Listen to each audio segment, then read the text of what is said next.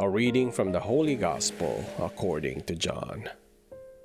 When it was evening, the disciples of Jesus went down to the sea, embarked in a boat, and went across the sea to Capernaum.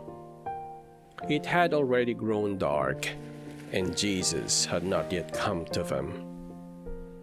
The sea was stirred up because a strong wind was blowing. When they had rowed about 3 or 4 miles, they saw Jesus walking on the sea and coming near the boat, and they began to be afraid.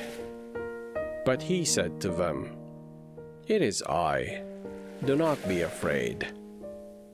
They wanted to take him into the boat, but the boat immediately arrived at the shore to which they were heading.